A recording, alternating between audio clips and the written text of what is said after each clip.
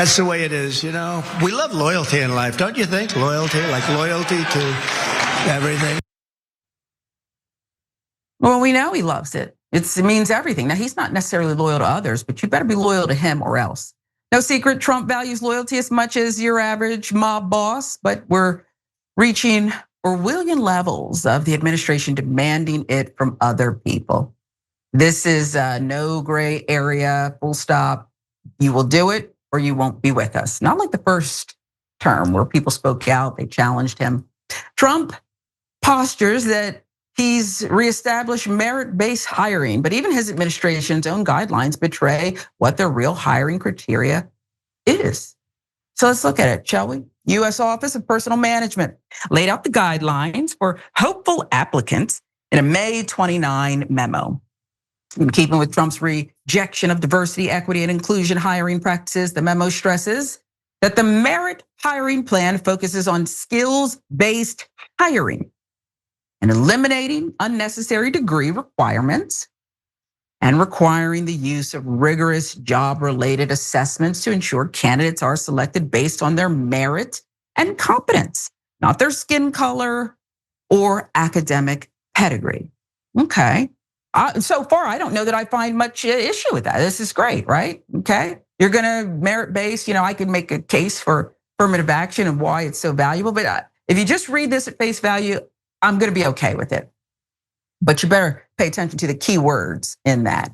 Job-related assessments. You won't be surprised to learn these assessments are not so much about job function. You see what he does, okay? This guy, one of those assessments, the memo explains, is 4 200-word essay questions each applicant must answer in order to prove they would be a good fit for the Trump administration. Number 3, how would you help advance the president's executive orders and policy priorities in this role? Identify 1 or 2 relevant executive orders or policy initiatives that are significant to you and explain how you would help.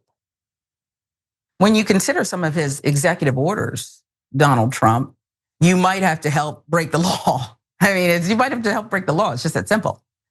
Gets worse from there, even for new hires, like a group of Doge employees who mass resigned after facing substantial political pressure. 21 Doge employees submitted their resignations. The employees claimed that beginning one day after Trump's inauguration, they had been taken in for 15-minute interviews with individuals wearing White House visitor badges who refused to identify themselves and asked questions about political loyalty, attempted to pit colleagues against each other, and demonstrated limited technical ability. So they don't really give a damn about any of this stuff. They don't really care about what you know and how good you are or if you have the relevant experience. They want to make sure, Viviana, that you are blind loyalty. You can exhibit that to this president. I won't even say the administration. They want blind loyalty to King Donald Trump. What say you about this? Again, at least 21 Doge employees, Viviana. They said, "Nah, we're not down with this, so we're outie." Okay, back to mom's basement. Not interested, but still others. They must have pledged their loyalty and made it through. I love a few things about this story. Number 1, obviously merit-based hiring. Trump, hello, the least experienced that is in the Oval Office. Also, what is this, a high school English class? It needs to be 200 words, your responses. It's just so basic. What's really sad and serious about this is the attack on DEI. It gives carte blanche to sort of accuse any person of color as being a DEI hire. Yeah. So, that's the undertone here. That's what all of this ridiculousness is cloaking. Not very well, but if you have eyes, you can see through it. So, like you said, merit-based equals loyalty to Trump. Yeah, and it's sad because when they co-opt things like diversity, equity, and inclusion and turn it into AKA unqualified. Yeah.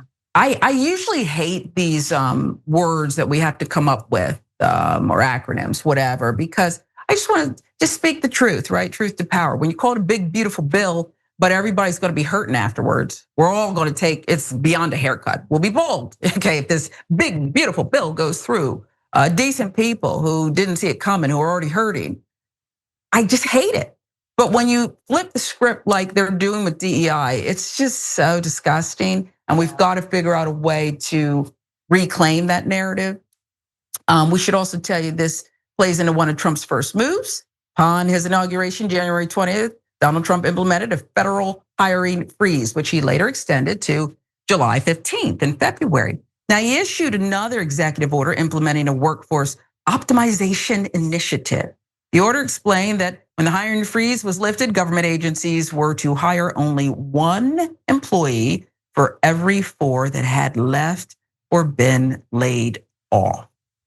So, okay, tightening the purse, tightening the belt of the federal government, maybe you can justify that.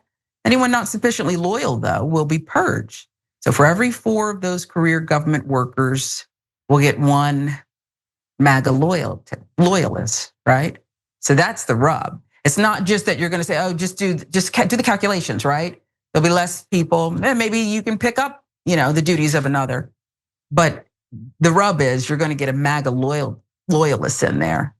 Skeleton crew, and then lackeys, unable to perform their duties. And we can say that full-throatedly because we've seen it, okay?